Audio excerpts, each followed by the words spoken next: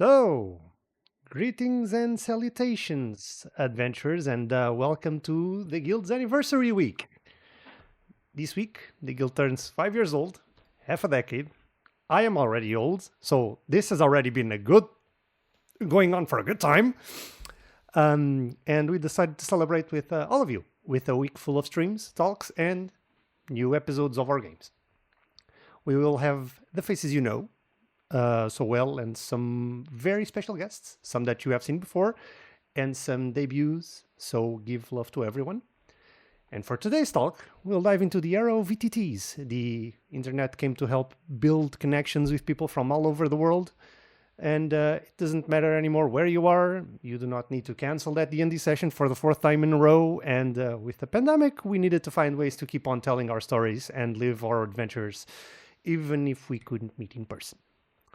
So, for this event, during the Guild's 5th anniversary, we will be hosting a talk about the rise of VTTs and their importance in this new generation of TTRPG players and game masters. I'm Guild Master Aryn, and I will be your host for tonight's game, and I'll be joined by Marta, member of the group Rola Iniciativa, someone who likes to show others how fun and amazing playing TTRPGs is. André Hexes, he has been in the TTRPG space since 2015, same time as me. Rock on. He began storytelling with D&D 5e, but quickly branched out to other systems. He seeks out and tries many different types of games, especially the ones that focus on horror, adventure, and investigation. In the last few years, he has been more involved in the Portuguese TTRPG community by engaging and organizing events, example, Rola Lisboa, running games at conventions, both in person and online, and hosting live-action role-playing events with his group Carpe Noctem. Riddari, some people already know him. He has been playing with us in the Warcraft table. Some people capture light, others summon dragons, and he does both. With his camera, he immortalizes stories, and at the table, he creates... I got confused. I summoned Econ on my brain right now. Damn it. He immortalizes stories, and at the table creates stories yet to be written, because all stories deserve to be told, either with a camera or a D20. He's the producer of the podcast Dados e Dragões. Michel Ventura. He is one of the producers of the Portuguese TTRPG actual play podcast Dados à Portuguesa, where some of us have already participated in his sessions, and he also participated in some of our sessions. Known for exploring different systems, worlds, and having a rotating cast, the show is currently running and finishing its third campaign, Feitiçal, and has previously featured special episodes with members of the guild, as I said. So, with this, let's sit down and have a guild talk. Hello. Hey. Hello. How is everyone? Hello. We're all very good. Yeah. So we're gonna do this in a very specific way. Who has your dice at hand? Oh God. Yes. Which one? Which one? Yeah. A D20. A D20 is enough. A D20 is enough. Okay, let's go. Common Sure. rare. Sure, I have it here. Always have it prepared. I Always. pushy dice. Be prepared. Let's roll a little bit of initiative to see who starts this off. I am the host, but I want one of you to start it off. I rolled an 18. Fuck. Oh God. I rolled an 11. 3. Oh. I rolled a 6. Natural 1. Oh, Starting off strong. Wow. and now we go by golf rules, and André starts. No, I'm joking. Psych. I mean, I mean, do you want to start? You want to kick it off? No. Well, you decide. Okay, and you know what? Let's start with Riddari. Riddari, tell us about your experience with VTTs. What VTTs do you use? How long have you been using them? What's your overall experience? So I actually started playing through VTTs because I started with the pandemic pretty much. I wanted to dip into D&D before, but life. And then, well, everyone on the group was at home, so we had no excuses. With that, I have used Roll20, Foundry, Excel as well. I played one session in Fantasy Grounds, or something like that. I don't recall the name. I think it's Fantasy Grounds. It's So possible, yeah. Not a lot of branching out different ones, but the ones I played, they all worked. Even Excel. Even Excel. Yes, the DM was crazy. Man, I'm yet to understand how do you play like Like, TTRPGs in he- Excel.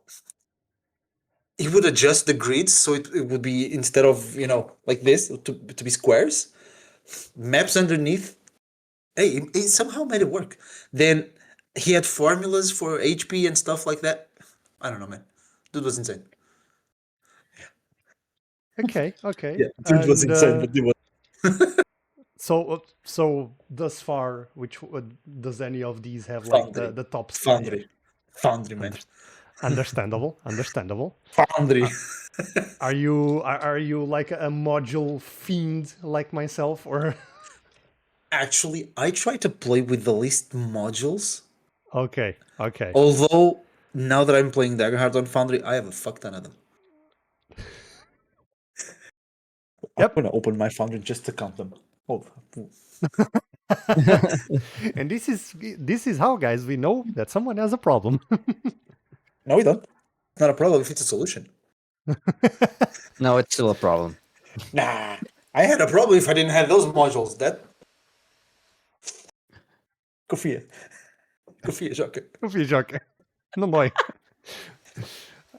Okay, and while Riddari searches for it, let's go to the left. Mitch, what's your Sure. experience with VTT? Any 19. reference? 19, holy shit. Sure. My experience with VTTs came first before the pandemic, when I tried to do online sessions with some friends that were starting, and we did Roll20 when I was Game Master. But before that, we also had Roll20 with Pedro, one of the members of Dados Portuguesa. And after Roll20, I dabbled in Foundry, Telspire, and I ended with maps because I could join Beyond with it to be more easy. And also because of Joga Pator, a group of people that played board games and TTRPGs here in Torres Novas. I used a virtual table. Then I started using only maps for it because it was easier to manage. And I use also Dynamic Dungeon Editor. It's a software in Steam that it's used specifically for virtual tables on the table. Okay. I've heard a lot of Tail Foundry, and like sometimes I got the little bug to try it, but I never really dabbled. Telspire. Yeah, Tailspire. Yeah. It takes a long time for you to get the hang of it, but after you do it, it's kind of easy. But you spend a lot of time building. It's almost like Minecraft sometimes. Yes, give me another problem that I already don't have, right? Yeah, I have a rule of thumb with VTTs. If they give me more work than I need to have to do a session, then I'm not doing that for very long. Yeah, that's a problem I have with Foundry.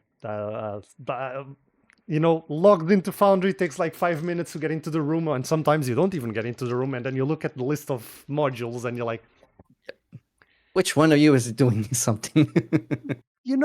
One of you is doing some bullshit, but I don't really have the effort, don't want to put in the effort to look for it, so... Yeah. Yeah. You have to use the rule of thumb. If it takes you 1 hour of prep time, you cannot have 1 hour in your VTT to make it work. Exactly. Okay. Moving on.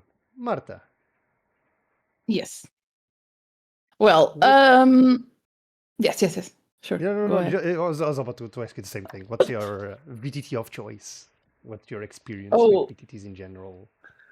So my experience is I've started playing TTRPGs already online. I started in 2018. We started in Roll20. And mainly I've been playing in Roll20.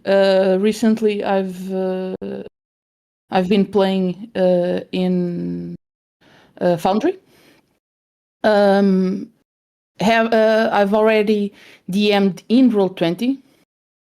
Haven't tried DMing in Foundry. And I found some other VTTs that unfortunately they are already closed. One of them was One More Multiverse. Oh. Yeah. It was so pretty. I love that freaking VTT. It was so cute because it was pixel art. Yep.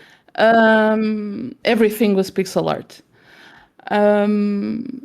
It had its disadvantages, of course, because everything being pixel art and sometimes cutesy if you want to play some kind of horror there. Not the best one, but and the worlds, the way they had it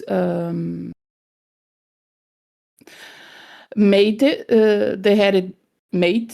It was a little strange how you hopped from map to map, but it was a mixture of an actual RPG video game and a VTT TTRPG.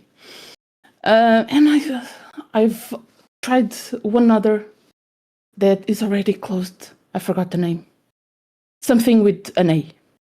There are so many. Tailspire, I've looked at it because 3D modeling, having your characters in 3D, and this is nice. Yeah, no, too much work. Not for me. Question. Starting with an A, is it Alchemy VTT or? Yes. Okay. Yes. It's Alchemy. It was Alchemy closed? good. Yeah. Alchemy didn't close. I think Alchemy closed. It's still, not only is it still open, I have The some plot stuff thickens. there.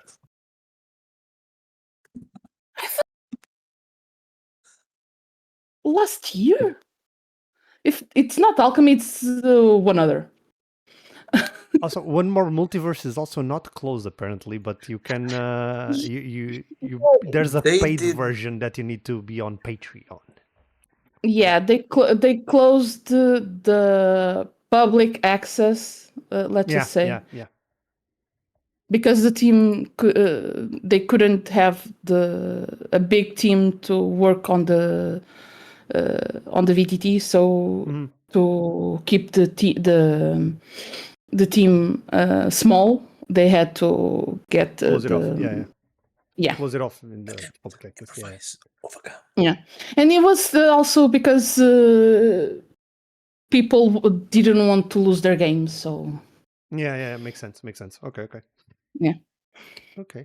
But yeah, I haven't tried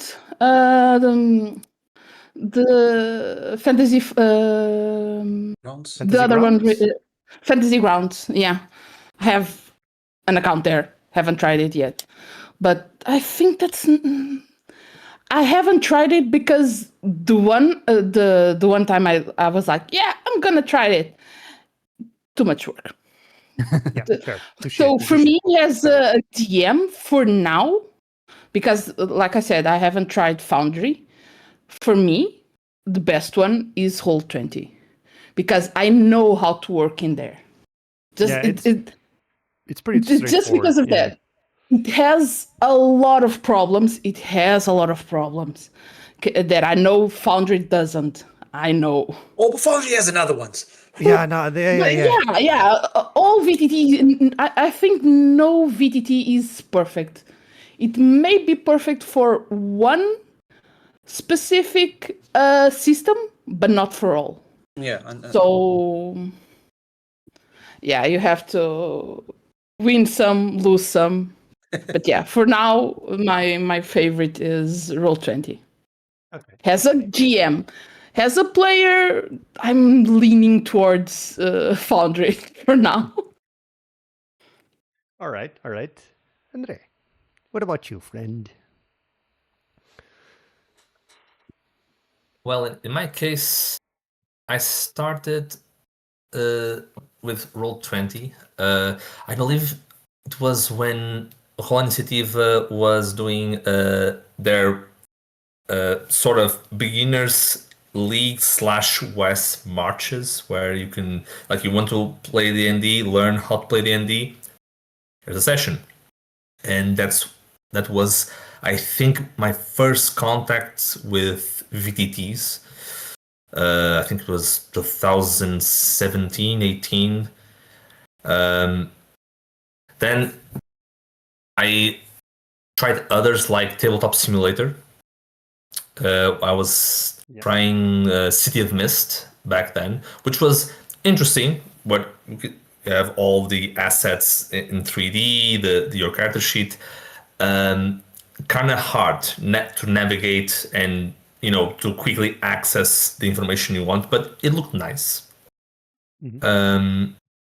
I also have some stuff in Alchemy and One Roll from Kickstarters that I backed in the past. Trophy, and I believe stuff from Vazen, from Free League. And then when I tried Warhammer in Foundry, it was pretty cool. And then when I realized, we can play World of Darkness here as well. Okay, let's check. And after playing and running games in Roll20 for many years, even more so during the pandemic, with my friends and also with people who want to play, once I started like figuring out that Foundry is more complicated to learn, like the learning curve is a bit steep. It is, yeah. But it has so much more things that Roll20 can give you. And so yeah, I switched It has a recently lot of potential. Oh yeah, a lot of potential. Like, yes, there are a lot of modules that you will be lost. You will be lost in the midst of all those modules. But once you start, adjusting, and it's kind of like you can customize it pretty well. And it also saves me a lot of work when I'm trying to, like, for example, I have 2 tables. I have stuff from one, I want to pass to the other. I can just create a module that just copies and places into the other table. It's just super easy. I did that, and it's such a lifesaver sometimes. Now, every time I want to run a World of Darkness game, I just need to create a table, grab my main module, place, done. I don't need to do much. And yeah, I think that's for now my experience with VTTs. I mostly play Roll20, D&D, and run games in Foundry. Although I've checked Alchemy for some time, especially when there was some discounts with I believe it was Call of Cthulhu and City of Mist. It was interesting, but it just didn't sell me. Like, it looked cool, but it's one of those things where, do I need this? Yeah. Do I need Okay. this or do I buy more dice? Do Or I more need this? Your books. wallet. Nice. Your wallet. No. Don't even think about it. Wait, your wallet is a mimic. Oh shit! The plot It always thickens. goes back to mimics. God damn it! Always I knew mimics. it. They're not Also, in the by the walls. way, They are I've the used walls. Dungeon Alchemist as a VTT once.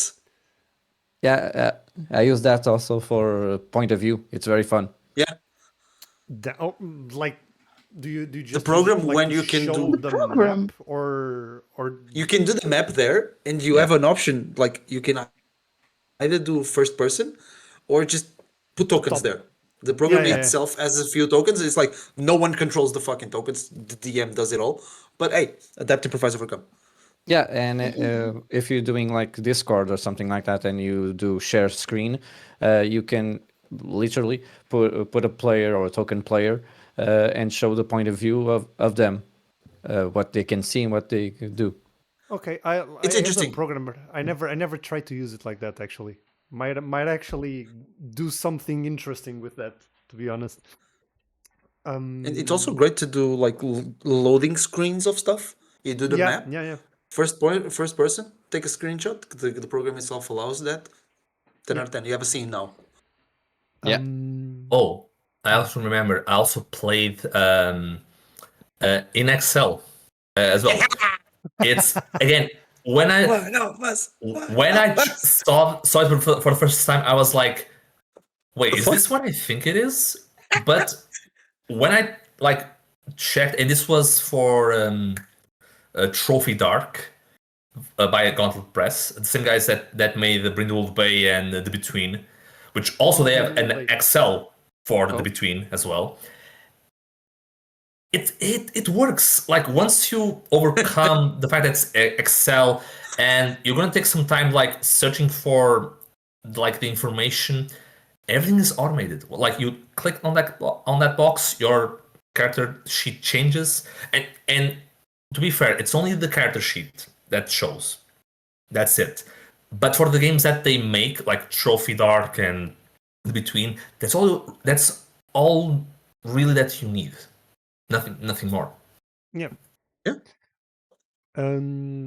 I myself am a Roll20 baby. I started with Roll20, and eventually I managed to get my hands on Foundry, and I never looked back ever again. I only run my games on Foundry. I play games on Roll20 when somebody decides to roll it on Roll20.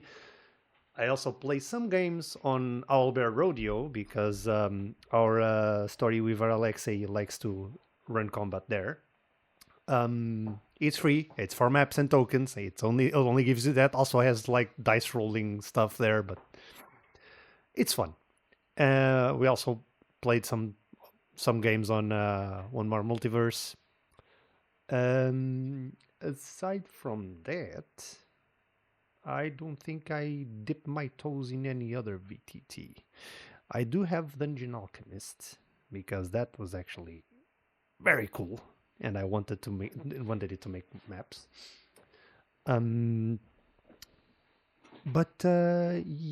I like Foundry simply because like you can do pretty much not anything you want, but close to anything you want. Close to it, yeah. There's more like it's literally it's not the rule 34 of VTTs, but it's like because like it's not there's earn for it. There's like if you think about what you want, there's a module for it. Okay. The weird, like not weirdest, like the most interesting module I've seen thus far was made by someone. I was actually using some modules of them for a while, and they were turning it from a top view VTT into a 3D VTT. Oh. Yeah, it's a whole thing, and it's crazy. And I'm like, if I ever dreamt of using this, my PC would probably blow the fuck up. Okay. Yeah, pretty much. It already does this while streaming. So if I ever try to do this while streaming, I will not stream. You'll have a bonfire. Yeah, I'll have a Near you. bonfire. Exactly.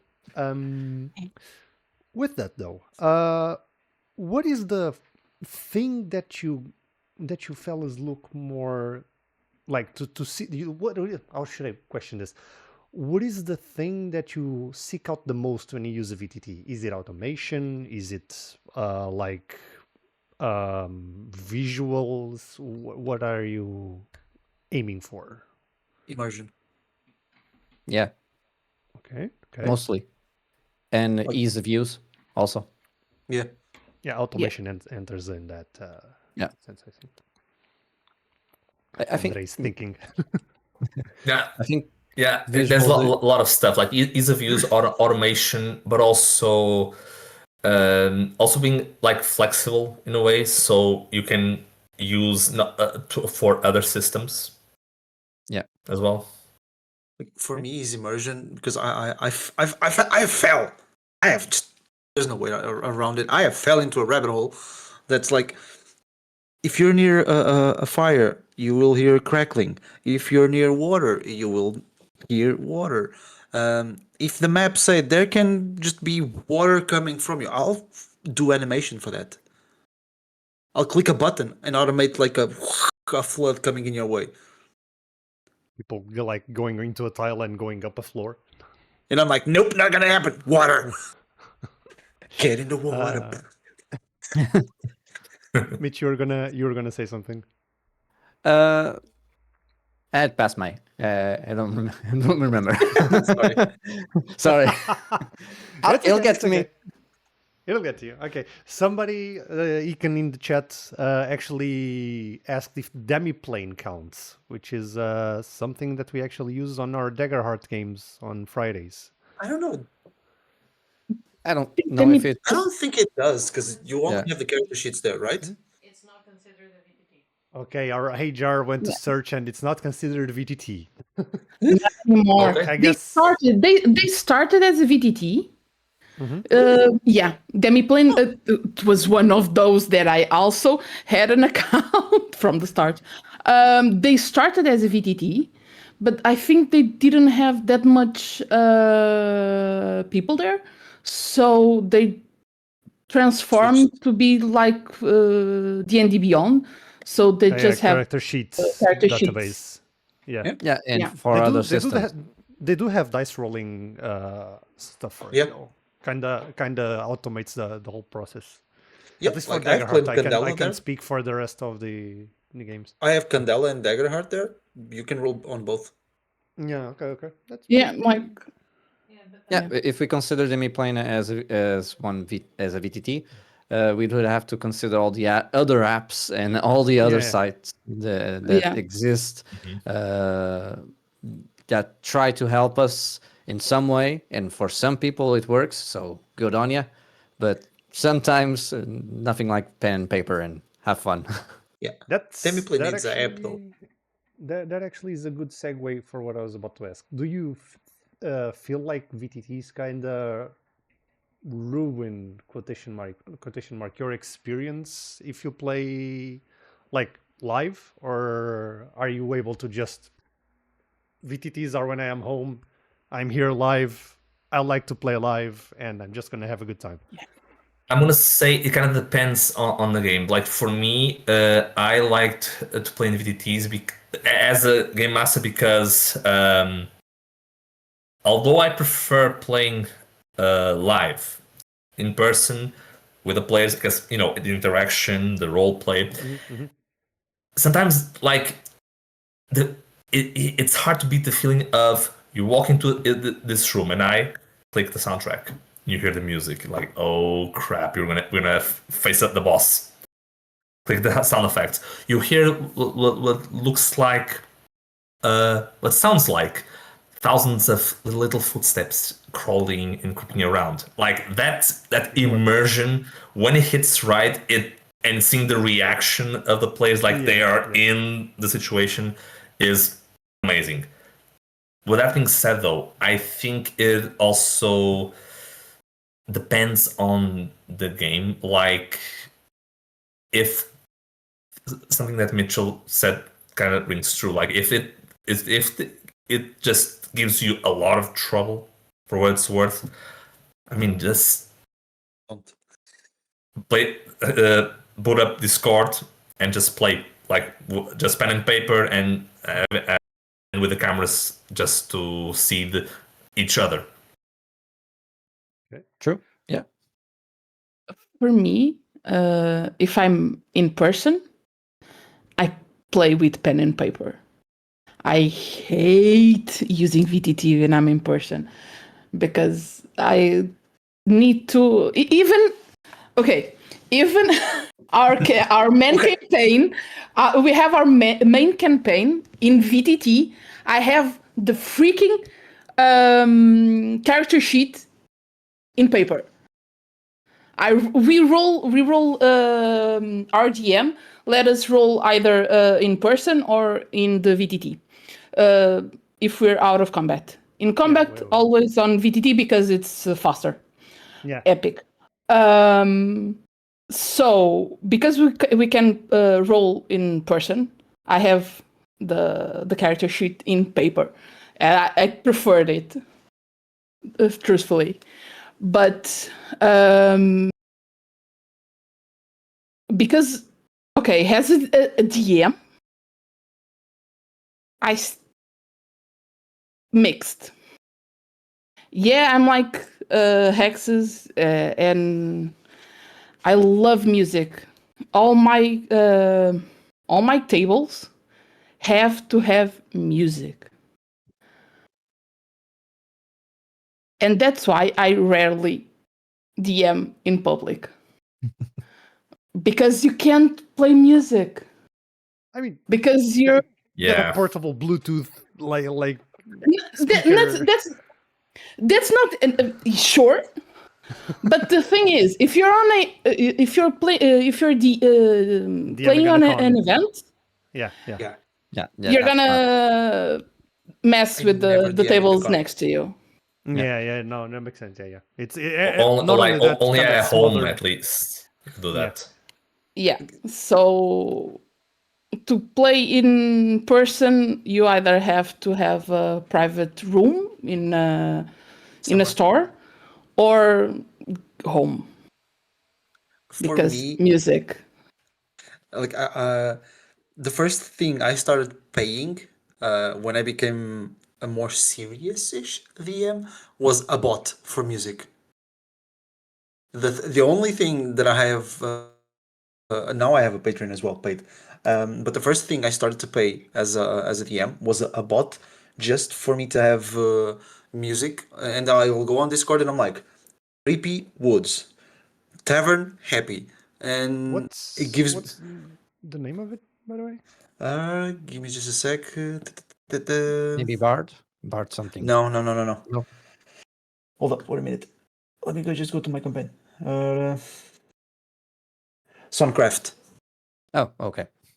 Okay. And since I have Suncraft since the beginning, I pay like €3 per month instead of the 15 they now ask. Okay. But like, coming just a little bit back, I'll give you a very, I think, which is a very fair, separation. It's like when I VM through Foundry, if any of you are my players, I'll be like, do you have dice? Yeah, roll your dice. But I also play where I'm a player there, and the DM has all the automations, like you attack through this and applies automatically the damage to the... Yeah. And I'm like, I don't feel this as much as I'm playing Daggerheart or D&D or whatever. I'm just playing a role-playing game. I'm just playing Baldur's Gate 1 with people. That's that's the separation for me. Like, VTTs are, for me, are a great way to still play, but like still play. If you have to roll a d20, man, grab your d20. Done. You tell me, oh, it's a 19. Okay, cool, it's a 19. Let's go. What's your modifier? Oh yeah, I rolled a 1. Well, fuck you, I guess. Nice trail. Yes. Yeah, I do believe that VTTs are mainly tools for us to try to simulate what we feel at the table in person with everyone. And actually, during COVID, one of the things that the community here in Torres Novas had It was small, but we wanted to continue playing our campaigns. And we decided to go to, and have the hassle of doing everything COVID secure, so that we could continue playing in person, because we thought at the time that the VTTs that were available couldn't give this kind of magic that we wanted to present at the table. Actually, I had a friend, and it's still my friend actually, in the PSP, Public Security Police. He helped me all the steps, and every week he would send me an email saying, "Hey, don't forget, this week the rules are this, and this." Okay, no problem.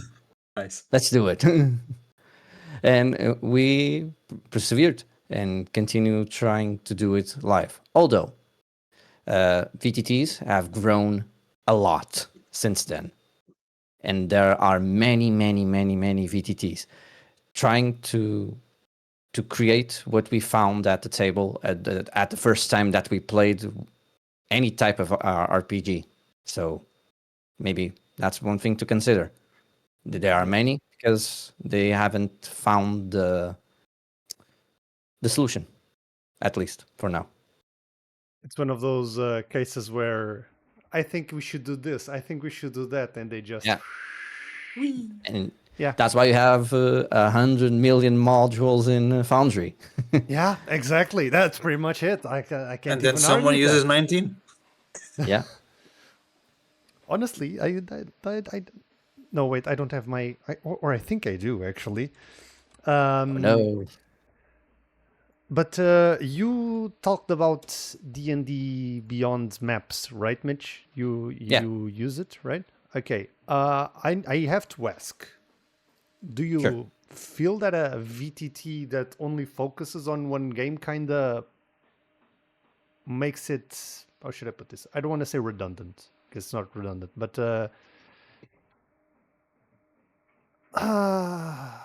I don't know. It, to me, kind of gives me the vibe of PlayStation versus Xbox, like console wars, except I get VTT it. wars. Yeah. VTT Wars. Yeah, and I- especially after the whole the thing that they were trying to do with their 3D VTT, the Oh. Project Oh, God, Sigil, I the- think. Sigil. Yeah. Yeah. Oh yeah, Oh, Oh, God. that was so bad, man. that I quest actually that was one. hard. I tried it once. It was I think It was awful. Yeah. It's that thing was terribly made. It was laggy as balls. Although it had great ideas. Like you can virtually could do whatever map you wanted there. But the amount of trouble the DM would go through. Nah. Not worth it. In answer to your question, I do think that maps works only for D&D. Only when you want to do for D&D, because I think it's the idea of using the right tool for the right situation. If you're playing a system like D&D, yeah, use maps. Maybe it's easier than doing other type of VTTs for beginners. But for more flexibility and to use other systems, Foundry and Roll20 are very good options for it. I'm not going to maps to play Candela Obscura. I'm Yeah, not of course, going. Not to that attitude. Yeah, I think I think it's the right the right tool for the right situation. It's a scapsule. It's a little thing to use when you're doing D&D and only D&D. It has its problems also. I remember doing a campaign online with my friends last year, Alcan, and we were trying to make it work. It was laggy as hell. And when they started to draw in everything in every place, doing dicks everywhere, I was like, okay, we're stopping for today. I'm out. I did not do 1 hour of prep work to see dicks. Yeah, Not to that attitude. I suffered with... Dicks. I suffered that a lot. Like arriving to my Curse of Strahd table on the main screen and seeing Strahd with like dicks drawn all over, and I'm like, So TPK, TPK today, right? Exactly. Exactly. Time to bring out emotional damage for the players and characters. Yeah. I think Strad would be the only campaign would bring me back to DM D&D. You know, this goes a bit out of the VTT talk, but you know, Legend in the Mist. I want to run the D&D campaigns in Legend in the Mist for like I meant as a solo, like using the solo player rules. Fuck. Because you can't do that. Because you can't do that. Oh god. But what would you say are the big three of the VTT Boundary? world? Whole 20? I would say probably Telspire. It has a Yeah. it has a very very very very big community behind it. You have going back to D&D, the pre-made campaigns. You have almost all the maps pre-ready for you there. Yeah. They're still Minecrafty, but they They're work. They're still Minecrafty. Fantasy Grounds, I think it's one of the other big, because it's one of the oldest ones, if I'm not mistaken. I Don't know if it's good, but think Fantasy Grounds think was it- around by the time when Roll20 started showing up, I think. Yeah, give or take. Yeah. Oh, no, actually, Fantasy Grounds is November 2020. Roll20 was actually before that. Oh, really? Okay. Yeah. But I think Fantasy Grounds is more for Savage Worlds, if I'm not mistaken, right? Roll20 has been going on since September 17th, 2012. Oh, 2012. Damn. now that's all. That's all. Yeah, that's old. Okay. The one reason I didn't get behind Roll20 is because when I tried it out, almost everything was behind a paywall, and I was like, nah, might as well pay once for Foundry. I mean, we at the guild, you know, we start as a college club, so we managed to get our hands in a lifetime pro subscription. We just rolled really high persuasion checks on our emails. I'm the just Foundry very happy for you. client. And the Let's Foundry go. client, which is the one we Let's use. go. Let's go. Good on you. We also got the 3 main books on D&D Beyond, but then they decided, you know what, D&D 2024, guys. Hey, like, good. Can we get those too? No. Psych. I tried. I tried. I tried. I think with a top three, it's kind of hard to say because for me, Roll20, Foundry, and then the third spot, it kind of depends on the current scene, because I've witnessed in many Kickstarters, and I backed a lot of Kickstarters against my better judgment. But I like books. What can I say? But I noticed something is that they always have that digital option. Digital option of you can choose Roll20 or Foundry. But then I noticed in recent years, Roll20, like, that's not an option now. Now it's Alchemy and Foundry.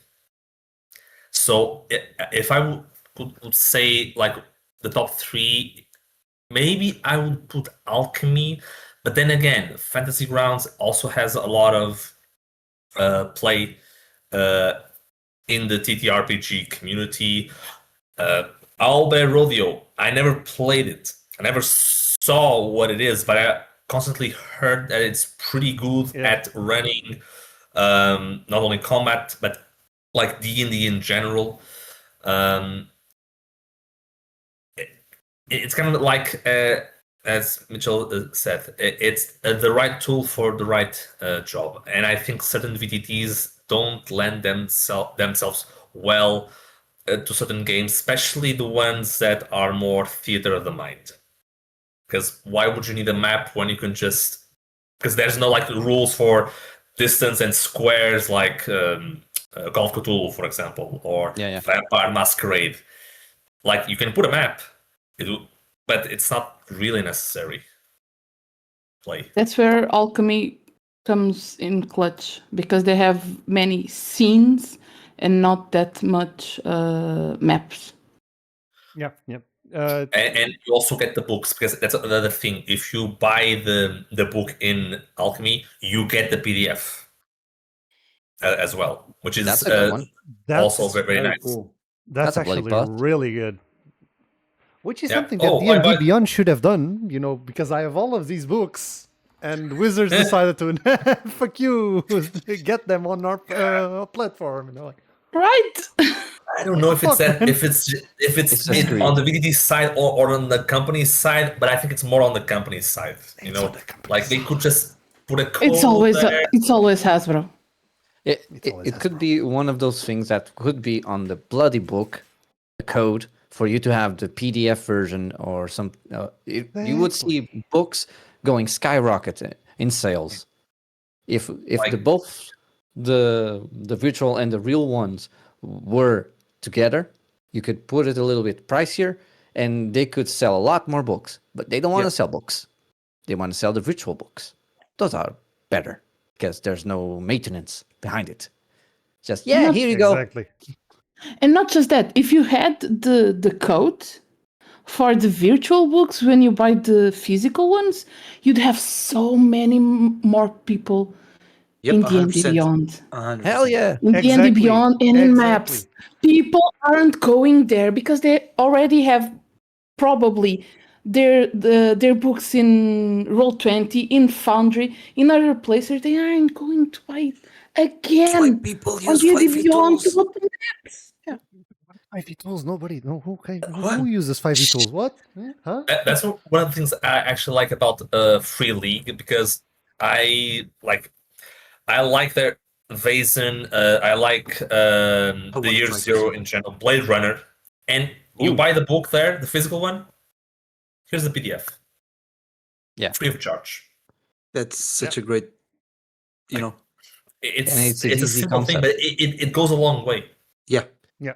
Yeah. I think Daggerheart did the same, if I'm not I think it did. mistaken. I was thinking about that because I know I pre-ordered the book, but I don't recall because I have it on Demiplane as well. But I'm like, did I pay it twice? I don't recall. I think that I think it's a PDF. I'm saying this because the other two books they had, the first Exandria and the second one, you bought the physical one and you got I think. the PDF. I know Candela gave us a PDF. Yeah, I think Yeah. Daggerheart did the same because Alexei, when he started to prepare for our Daggerheart campaign, he managed to get the stuff on Demiplane. So I do believe that they made something where you purchased the book and it actually me see, opened up on how's the expansion, either on by the way? Demiplane or Yeah, PDF, maybe PDF. it's also yeah. one Okay, of those things that- HR confirmed it, so it's true. HR confirmed it. Thanks, HR. HR. Yeah, maybe it's one of those things that gives a little bit more presence for people who go to Kickstarters. Then they and use the Kickstarter so they can have the physical, the virtual, and everything in between. Yeah. If I go to a Kickstarter and I'm able to pay more so I can get what I want, that's what I'm going to do. Capitalism at its best. So And if you pay through the Kickstarter, when you kind of check, you actually pay less than if you bought the digital version at the shop. exactly. well. Yeah. Like I paid the Dungeons of Dragonheim Kickstarter for Daggerheart because I intend to run this. So good. Like I paid $60. I will have PDF hardcover, miniature set in resin, STL, and the poster. Yeah, that's crazy. That's cool. Because they were like the first backers would have like I think it was 15% off, something like that, and I was like, Money was never mine. Early birds are Money the is best. illusion. Yeah. Money was never mine to begin with. It was theirs. It was my Christmas present from me to me. Thank fuck it arrives next November. It's fine. It was pretty much with that was pretty much me with the pre-order of Legend in the Mist, and I'm like, do I not? I didn't back the Kickstarter, but maybe the pre-order of the PDF per chance. I'm not gonna say anything. We are all Gollum And- at that point. I'm just gonna say something because I agree 100% with Mitchell, because I'm gonna give them 20 more freaking dollars because they have the Daggerheart card deck physical for more 20 bucks. So the money was never mine to begin with. Hey! You know what Joe did here at home? She printed them. She printed them. Nice. Proxy. These are not mean- official. This is a blank backside. So This is fine. It's This is fine. valid. It's valid. Yeah, I mean, I mean, if you can do They it give in the Magic files. the They Gathering even with give the proxies. Yeah. and listen, this they is even actually give you like the files. this is actually Quite vocally, proper card like material. All my spell cards are printed, so I have all my spell cards are printed, and I have a little book. Hopefully, so these are my spell cards. Cards. Yep. All the spell Nice. cards. Oh my god, that's a lot of spell cards. That's just for my ranger. I got that. Okay. That's another thing that I myself think that Foundry does that I mean, I'm not going to say no other VTT does, but at least the ones that I tried do not. Which is like they give you the freedom to customize dice through modules. They give you the That's so freedom nice. to customize Oh yeah. character sheets, to customize the menus, to customize everything you want. And it's Yeah. oh my When god, I How long does realized- it take you to do it? exactly. That's the Exactly. thing. That's the thing. The learning It's curve. a skill issue. I don't think it's a skill issue. I think it's a time issue. Because the day has only 24 fucking hours. See, skill issue. It's the skill issue with the day. I'm gonna tell you, okay, if you have ADHD, you're just gonna hyper focus on that bullshit, and you're just gonna tunnel vision, and until you figure out how something is done, you're gonna look around, Yeah. and 365 days have passed. Yeah, I'm guilty of that. I have to say about that the dice. Roll20, you can make work with the dice, but the only thing it's like change color. Just that.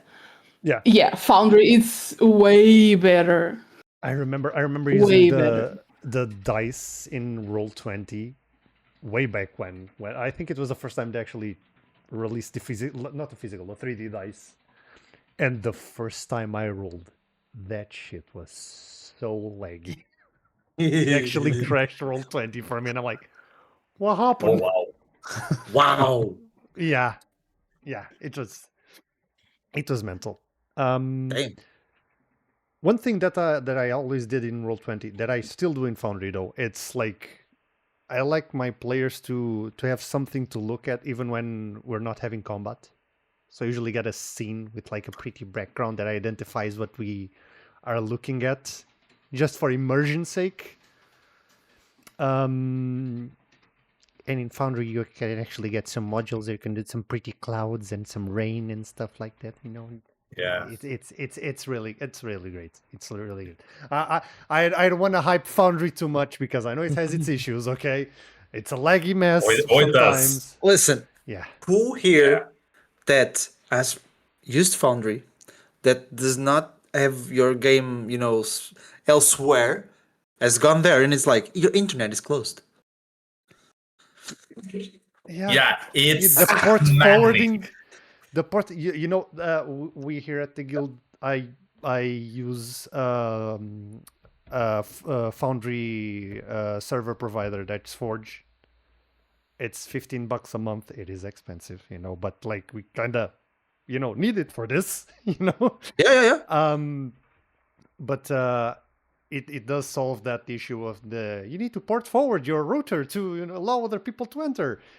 And I used to host my own Foundry games through my PC like way back when, and I remember so well like inviting people over. People play one session and they can actually play. Everything's working wonders.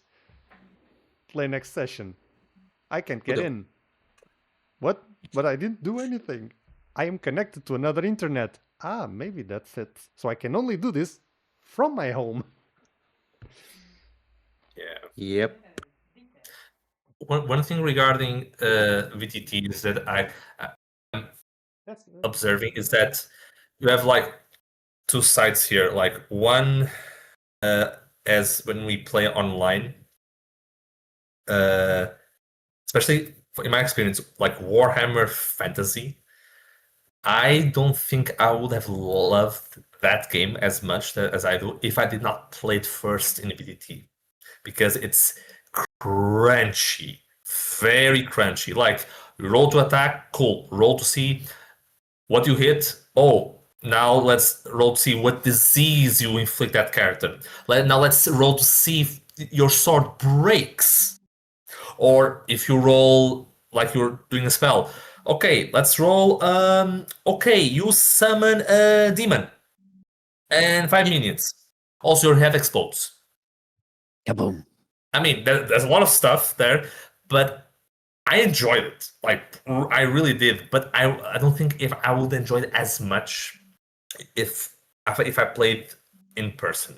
That like the experience would be, in my opinion, watered down a lot without using those rules, because with Warhammer it's crunchy, like it's like by nature. At the same time, though, sometimes I've seen people using D&D Beyond to play more in person, and it's kind of like I'm the only, or probably one of the only people at I don't recall when I did play in this table, but I was one of the few that was playing like pen and paper. The rest were on their phones, and you like trying to find a spell, trying to find the ability. It's like you could just like have everything written on paper. And I think this was at the convention that I saw this, and it was kind of weird. Like people are sometimes they are very dependent on the Beyond to work, and I'm like thinking, what happens if that thing crashes? What happens if it ceases to function forever? Exactly. What happens Because we then? know companies will never do that, right, guys? No, Yeah. that'll never happen. Never trust the orcs. I also get what you're saying, because when I was playing with the community, we use mainly D&D Beyond for our campaigns, because it was easier for newbies to start, Yeah. and not know anything about the rules and go learn with it. Because a lot of times, I think that it's a struggle for new players are the rules. As you said, Warhammer, you had the VTT that helped you, and because it was crunchy and all the rules were a little bit too crunchy for you to get it if it were maybe in person. Not meaning you wouldn't. It would be a little bit harder for you to get to it. And the VTT came to solve that, came to help. It's that rule of engineers. If you see a problem, find a solution. Yeah, And, pretty much. in many cases, probably you see people using more their phones with D&D Beyond, because for newer players, Dungeons and Dragons is kind of hard. It's kind of harsh. Creating your character can take a long time for new players. And sometimes for you to grab them and to keep them in the hobby, you need to give them a little bit of a crunch so they can walk before they run. Yeah. God, I'm just philosophical today. Joe kind of did pull something that I forgot I actually had on my phone, and that I actually used it sometimes to just get a character sheet out, and it's the RPG, like 5th edition RPG thingy. I have that. Oh God, I Yeah. have that. Yeah. Yep. I don't have Way back that. when on my iPad. Yeah, Oh I god. have that. I even had and for actually, spells. there is something else, which is I think it's 5e companion, if I'm not mistaken. yeah, something. It has Yeah. like the logo is a green D20. Mhm. The I red, think I like some still of the lineages doesn't have the actual names from the game. I think it probably is because of copyright issues, but but there's another app that also works as a character sheet database, but you can actually create your character with a character builder like as a pixel art, so you can choose the weapons and armor and stuff like Oh. that. But I can't remember the name. Oh, I know that one. I've messed with that one. Reroll. Yeah. Yeah, it's this reroll. Yeah, my character's there. Oh, nice. Yeah. Nice. fun. Yeah. It's that one. But it actually gets like a section for your character sheet, and you can actually just pull all the stuff that you need here. So yeah, there are alternatives to D&D Beyond, guys. It just needs a little bit more work. You don't have everything automated. You need to type. Or, Yeah. True. or paper. Paper is also good. Paper. Imagine what a You have concept. Roll20 with Character Mancer. You just have to drag and drop. I hate Honest- Character Mancer, okay? I hate it with a passion. But you just drag and drop. Sometimes It's I remember when it first came out. Sometimes, even nowadays, it's still buggy, but back then was a buggy mess. Yeah. I do actually remember with pen and paper.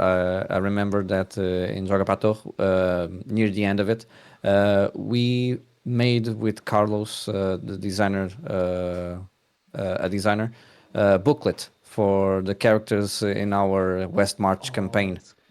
Yeah, and it was fun. Everyone used it for 5 or 6 seconds before they go back to Beyond. Oh my fucking God. I still still it is remember like playing one of your sessions in Lisboa, Yeah. like still when it was in Marvila. Yeah. And I didn't have a character, so I just whipped a piece of paper, a pencil, and I just, from my memory, just went ham with my Warforged wizard, Yeah, just- it was. pulled everything I knew it had, and I'm like, yeah, it's complete, done, we're good. Let's fucking Yeah, go. but it was, for one shot, it was fun. Yeah, it was fucking great. It was fucking great. Pen and paper. You can't go wrong with it, guys. VTTs are awesome, yes, but pen and paper. Good times. Yeah. Let's focus on Roll20 for a little moment, since it's like I'd say, I don't want to say the biggest because D&D Beyond is there, and Foundry also like is pretty much tit for tat with Roll20s, maybe in my opinion, and probably some other people a bit above. But Roll20 has been rolling on for a while, no pun intended. Pun intended. Intend your puns. Yeah, Pun do it. definitely intended. I that was just shit. being humble. But what would you say is its greatest strength and its greatest drawback? Eita. Drawback, I would think paywall. Yeah. Yeah. Paywall is the biggest problem, maybe. But we know we have to put the food on the table. So Yeah, exactly. we understand it. But it's still maybe one of the biggest problems. And a lot of people that use Roll20 also already buy books for it. So again, same problem that we had before. We have the physical and we want to play the virtual. Then we have to pay the virtual also. And then you realize that the book that you paid is twice more expensive. Yeah. I did pay for some content in Roll20 back in the day, even though I already had that content. I I'm trying to think think of other stuff, but yeah, the paywall is the biggest hurdle because yes, it's free. Just need to create an account and bam, you're ready to go.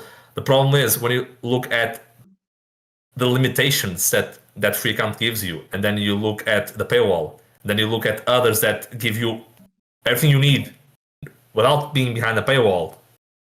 Yeah. Yeah. Like we could argue that like Foundry Roll20 like gives you access to the platform and they also host for the server, while in Foundry you pay for the app, but you need to host the server yourself or pay for someone to host it. So it's pretty much Yeah, yeah. Go I think ahead, Mitch. one thing that calls people to Roll20, at least way back when, they had a very specific set of maps for Curse of Strahd that were exclusive to Roll20. I remember Yeah, those. yeah, I Yeah. remember those. Like I played Curse of Strahd there because of that. Same. They have like very Same. intricate. It was maps that showed not only Barovia but Castle Ravenloft. Everything, yeah, all the Castle was levels. fucking Yeah, amazing. That's another thing that Roll20 kinda had when like it was at its peak that probably other VTTs at the time didn't have, was like that Exclusive thing. storefront with, you know, fan-made character Yeah. art, tokens, map, everything. And yeah, I think that was probably one of the, no, I don't want to say best because it gave like young me a run for its money, quite literally. It was never but, yours to begin with. Yeah, fair, touche. stop it. You have a problem. That was my wallet. I can still hear in my mind. It's me. I empty. One other thing that they actually did that I don't know if any other VTT back then when it came out was also doing, was using the dynamic lighting. The thing where you can, if a token has dark vision, you kind of, I don't recall. and Oh, kind that of came- goes others. At around, first, Yeah, but kind I of goes remember around at the corners. You have the vision blocked if there's a wall until you reach the corner. It kind of opens to see what's on the other side. yeah, but I Dynamic remember lighting. that. But I think it only came in 2019, if I'm not mistaken. I think it was like, yeah, not close. it was clunky as hell. Yeah, Yeah. I remember was you clunky as did a line, and if that crap didn't touch the other line, oh god, they can see everything. people using like black boxes to hide most of the map. Yep. And correct me if I I'm love my wrong. At the game. time, you couldn't use player view to see if the players could see. You had to have a second account or something like that. I remember having a second account just for to test the map. You had to jump. You had to jump from. Okay, so later you just had to click on the token and select player view. Before that, you had to go to settings and then join as player, Join as player, yeah. and then go to settings again and join as DM. Yeah. Yeah. That option is still available, but that you know, Yes. seeing from the token is the view from the token is much easier. Yeah. They hear the community and they solved it, at least for the time.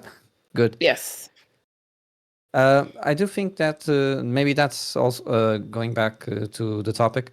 The paywall is also the reason why you don't see Kickstarters probably doing it in Roll20. Maybe they have a partner program or something like that that is kind of steep, because most companies do have some type of partner have some type of partner agreements that can be kind of harsh. So maybe that's the reason you don't see them on Kickstarter. I think kind of depends. Like I mentioned before, there was a time where you could there was like a partnership, and in certain Kickstarters, you like if they reach a certain threshold, or already at the beginning, you could buy the Roll20 digital version of the book or the game, and that was like just something you would expect when you backed these Kickstarters, but in recent years that partnership just isn't there. Now it's Foundry, Alchemy, sometimes Fantasy Grounds, Okay. but Roll20, it's like they are not in these Kickstarters anymore. Maybe it's maybe it's just too expensive for them. Yeah, I think the they most I've probably- seen. yeah, go ahead, Marta. Sorry. I think the most I've seen is the character sheets, not the whole module in the VTT stores or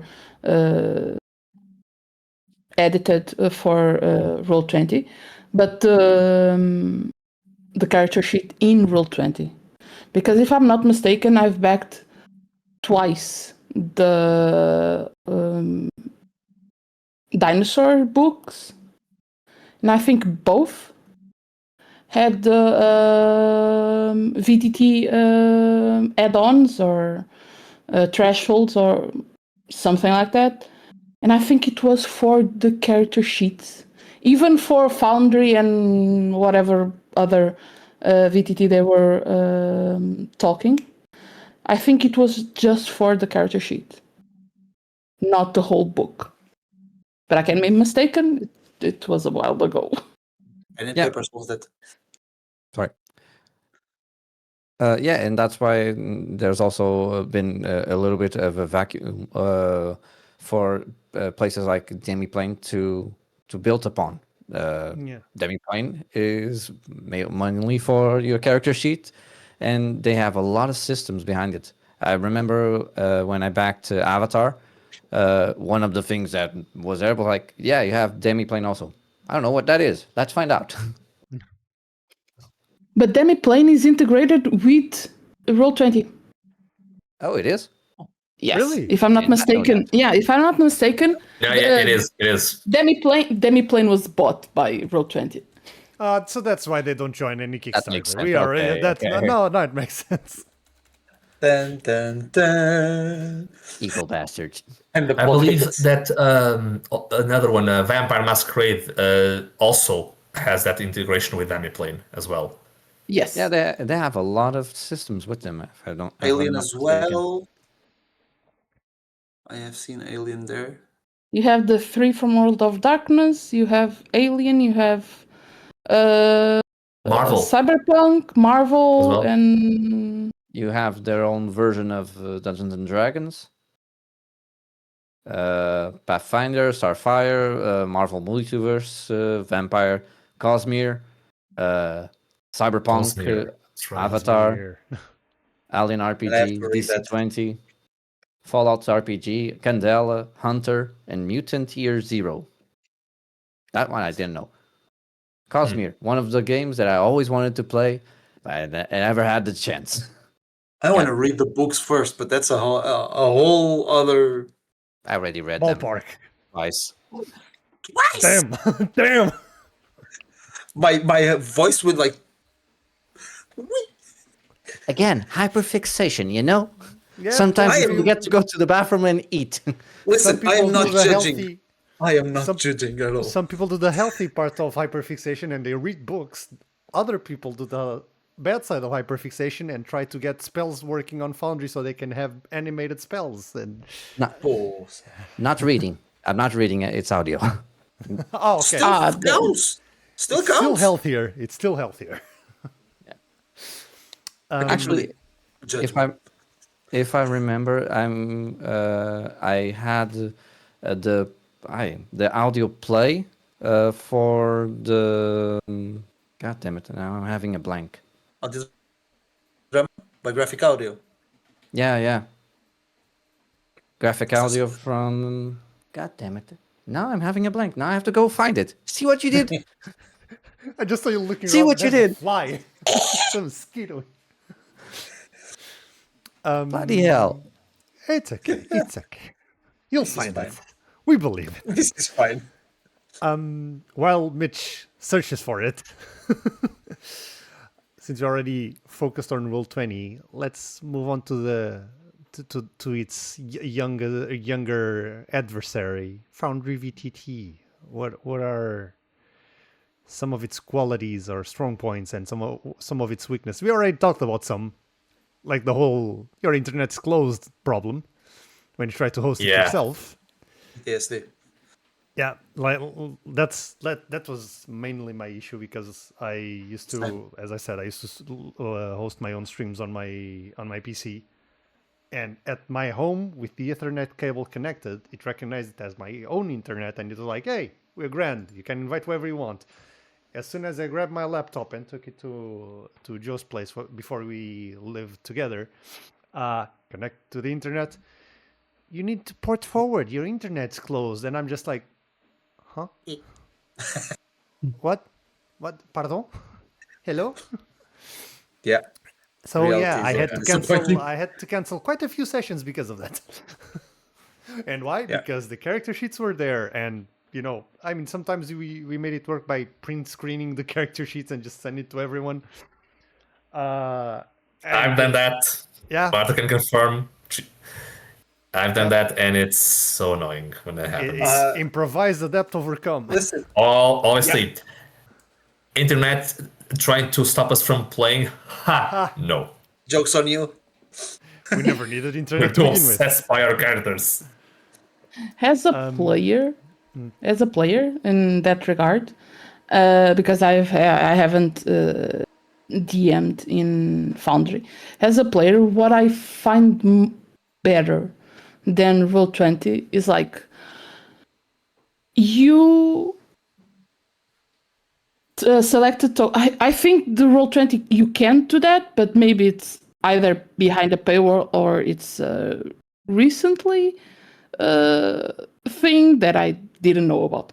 But anyway, you click a token, you do the dam attack, and that thing does everything for you. Yeah. It tells you if No it math. hits, if it doesn't, if it hits, does the damage and takes it out of the freaking token. Yeah.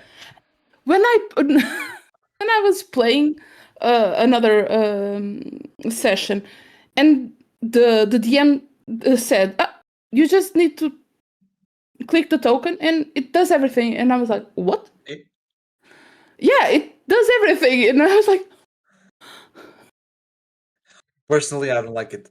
so fast. I mean, Personally, I don't like it. I'm going to be completely honest. Like in systems like D&D where combat can be a slogfest, it Fair. kind of saves a lot of time. Fair. Especially like And- in our situation where we stream our games, like it does save a lot of time. Like I just does not hit. Next. Our epic campaign is will be very in the near future move to Foundry exactly because of that. Because all the bonuses we have, Roll20 from time to time decides to reset our character sheets. Why? Just because. But no, not all the character sheet. Just one or two things, and we have to find it. It's awful. Plus, A paid you don't service, have everyone. all. Plus, you don't have all the bonuses. You can't do all the bonuses on the attack. You have to tick everything. You have to write down everything, and you have to tick and then untick. So it's, and I think that I've heard that that might exist a module in Foundry that does everything Probably. on the attack. So I'm like, Yes, it has We have automations. It has a automations. fuck ton of bonuses to add to our freaking attacks. If that helps us not do a session for what, 2 turns of a combat? A freaking 2-hour session? Come on.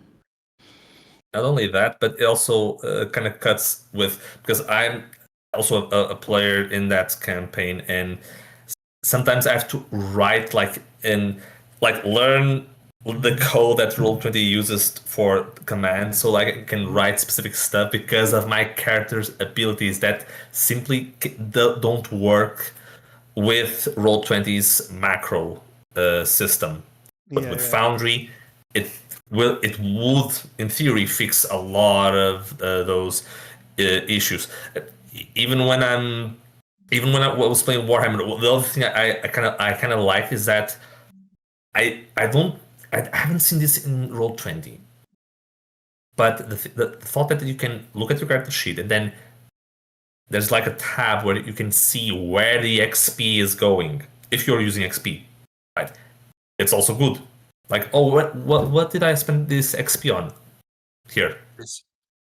You can't keeping track of your evolution as you play character. Like I got these points. Why did I spend all those points? Oh, that's right. I increased my Mala or my ally bonuses for my werewolf character, for example. So you're like, oh yeah, here's the consequences of my actions. Exactly. Checks Like, and why do I balances. have enemies? Oh, that's right. Because of that. One thing that Foundry does that I used to do in similar in a way in Roll20 was I usually, when I used Roll20 like 24/7, I usually had like the map of the area the players were in, and Roll20 had something where you could like add little symbols, like imagine the map symbols from Right. Skyrim. I just downloaded a bunch of them, added them on Roll20, and if the players clicked on something, it will pop up a text page, like with information about the area they notes. just clicked in. Yeah, kind of like that. But they just clicked it, popped up message, and just vague text about what they discovered there after they went away. So I just could like start unlocking these certain areas on the map every time the players passed by there. So kind of gave them a little bit of we're finding out stuff and we're learning. This is cool. And then Foundry does that and so much more. I managed to get like a start page on one of my campaigns when I first used Foundry. Like this starting menu with working buttons that led to character sheets, to rules, to maps, to areas and locations that they found. So like in terms of database structure, it works so well to keep track of information. It's so good. The other cool thing is that because of Roll20s, you have a free version where you only have a certain amount of space where you can like put in images, music, etc. Because Foundry is looking at through your computer, meaning it's accessing all the images, everything you have stored in your computer. Nothing stops you from just, okay, I'm gonna do a little bit of Blade Runner and then bam, all the soundtrack of both films and more. Like nothing stops you. Get a Rickroll video playing because when a player opened the chest and Why Oh did God, you this idea? bells and whistles. I had to go around to put a freaking map on the Roll20 because you exceeded your upload amount. Yeah. And I was like, Yeah. God damn it. Yeah. That's There's the an upload amount? thing. That's the thing with that is for free version. There is Yeah. I think Yes. there's That's one one. for the paid version also, right? I Or am I think tripping? The basic one, yes. Yeah, The you have You to have pay. You have to- two types of version. paid versions? Yes. It's You can pay. Capitalism! premium. Yeah. The premium, you can mess with the API. So It's worse than basically, basically the premium is like having Foundry because you can actually make macros. Then why don't you just buy Foundry? Just a one-time payment. There you go. Because your internet gets blocked. Yep. There you go. There you go. Got me there. You always have these troubles. Yes, And yes, also not yes, only yes. that, because with the premium version of Roll20, you can also make character sheets. Like, I always, for the longest time, I tried to see if someone, like a kind Garu soul, would make a custom Werewolf the Apocalypse new 5th edition character sheet in Roll20. Luckily enough, there was someone who was like looking for people to playtest that, but only because they have the premium version of account in Roll20 to do that. Yeah. Otherwise, In Foundry, there's a lot of people doing like custom character sheets, custom UIs. Because there's like when I got the idea of doing the Legend in the Mist games with the Warcraft setting here at the Guild, Foundry didn't have enough. It still doesn't have an official Legend in the Mist system. Pretty much because Same thing goes with Daggerheart. yeah, but the system hasn't released yet. It's already like done. The pre-order is already the finished product, but they haven't released it officially yet. And there is some crazy maniac who I love to bits, that decided to took it upon themselves and code the system into Foundry so that people that have the game could actually use it on Foundry, and the creators of the game are actually, you know what? This guy did this. You should probably use it if you use Foundry. And I'm like, thank you so much.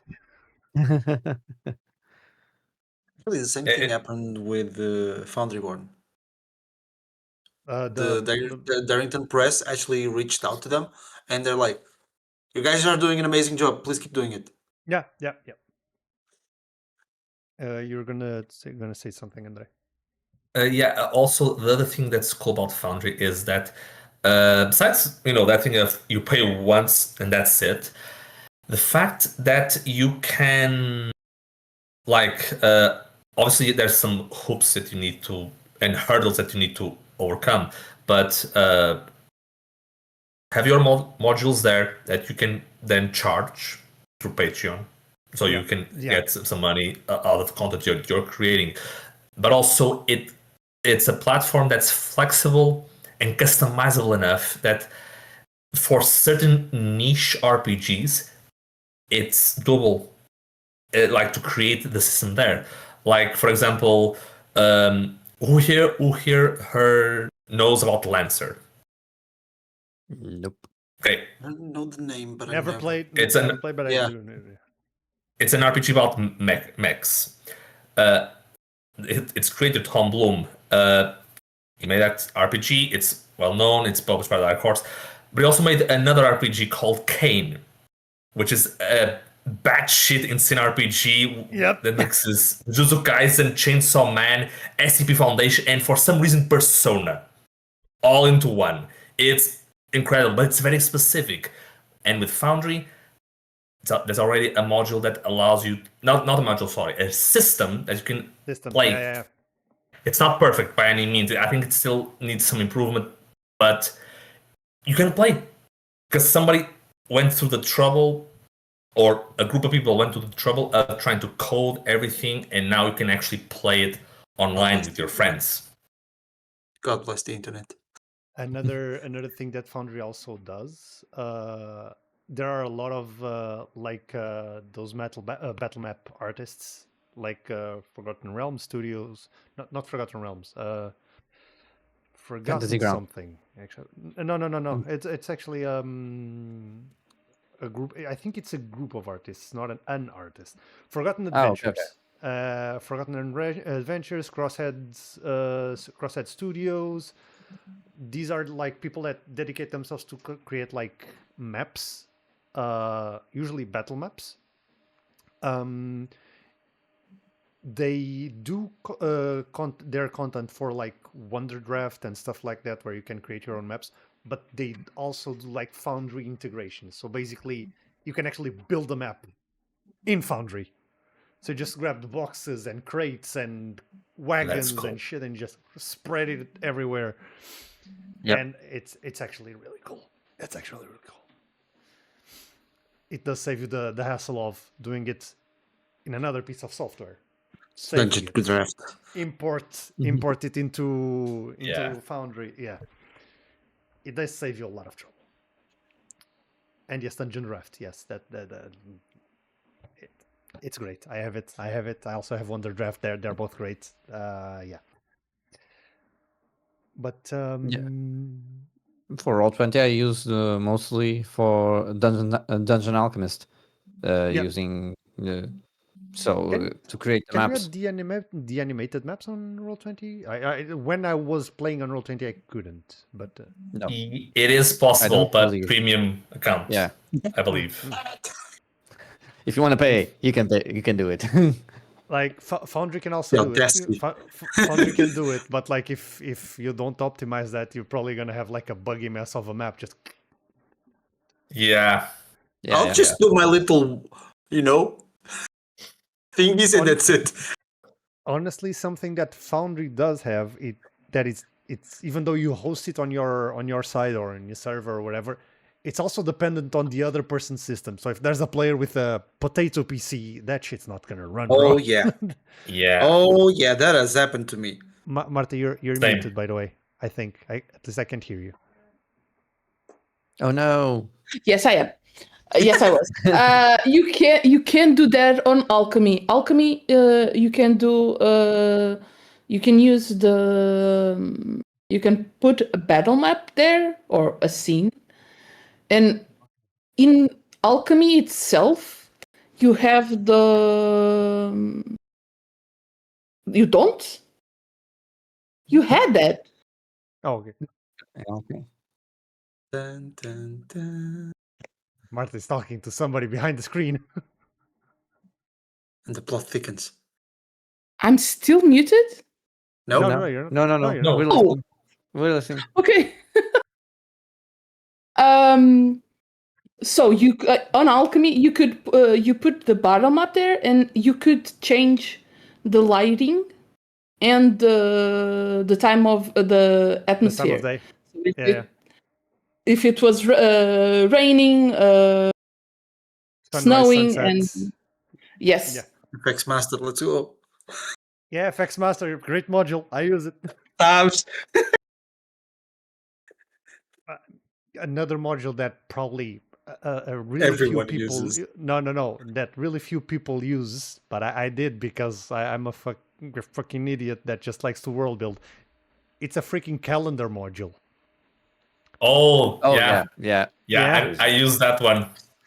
And You can even customize with with your own months and days of the week Nah, and seasons bruh. Yep. and holidays and like moon cycles. It's Yeah, crazy. or even events and maybe a countdown for certain unspeakable events that might happen, that sort of stuff. So some Yeah, of my or- players used it to like check their birthdays. Yeah. Nice. For example.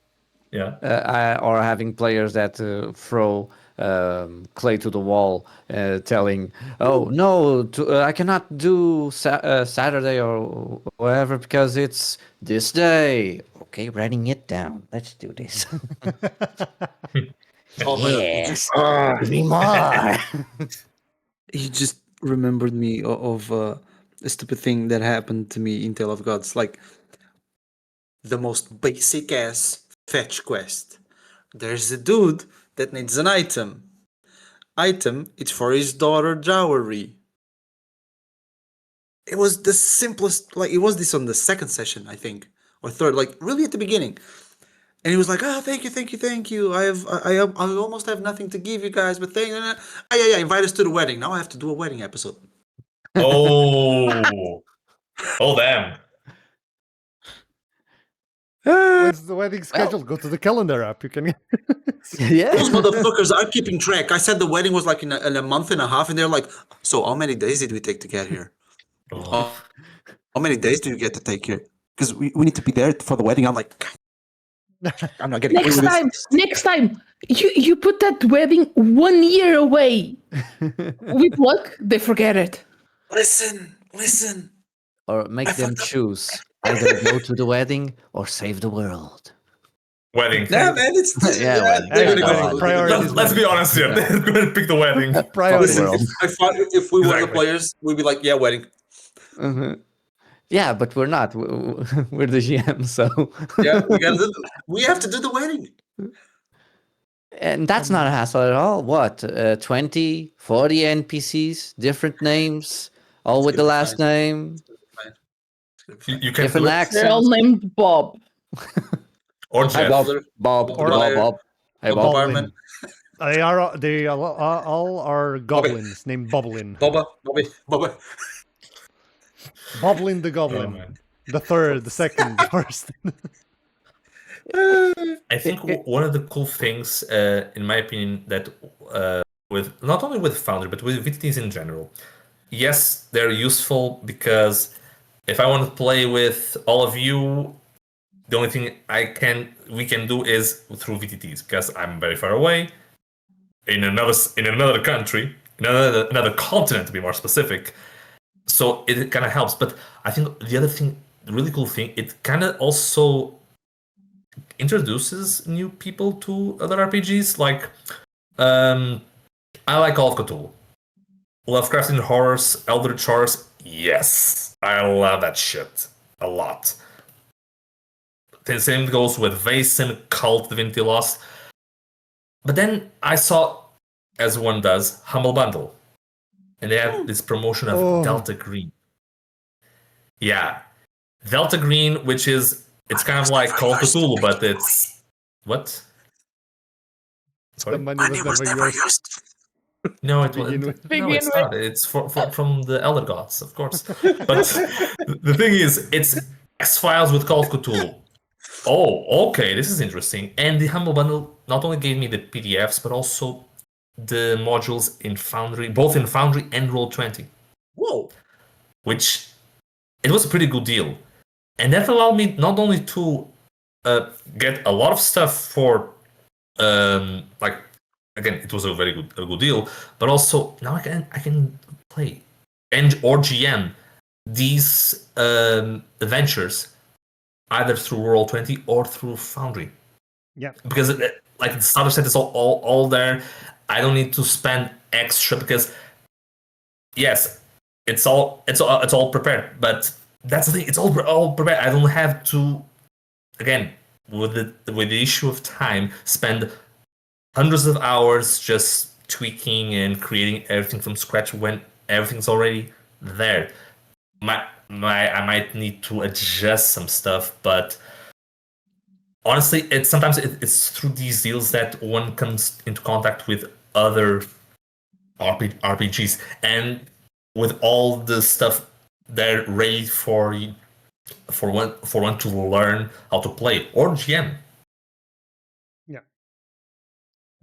Also had an amazing deal for Fallout last month. They Sorry? had an amazing deal for Fallout last month. The Humble Yeah, Bundle they is a treasure did. trove sometimes. The Um, amount of music I have because of the Humble Bundle for my But sessions.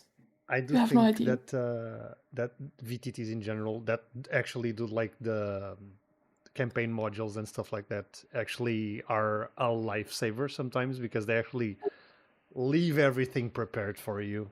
I still remember like purchasing Curse of Strahd in Roll20 and like having everything sorted out, the maps just like orderly in the gallery, and I'm like, oh.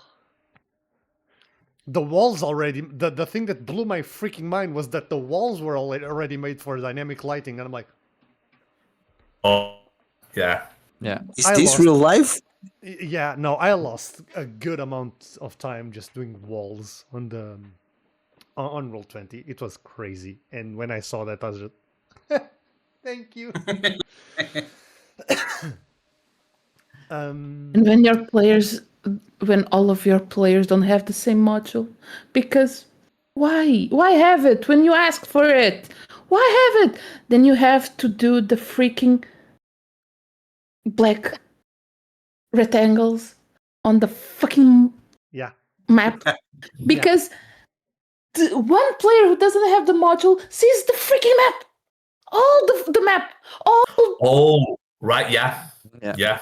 Wait, I huh? hate it. But you can share if you do like the shared In Roll20, sorry, compendium. Roll20. Yeah, in Roll20. If In you do the shared Roll20. compendium, it doesn't stop that? Because there's It kind of depends on the module. No. Yeah. I didn't have the Module, yeah. module. No. I started with the Wild Mount module, the free one they had with the start of the pandemic, and then when that adventure ended, we continued through a campaign, and so new maps, everything, and those were the ones I had to. Okay.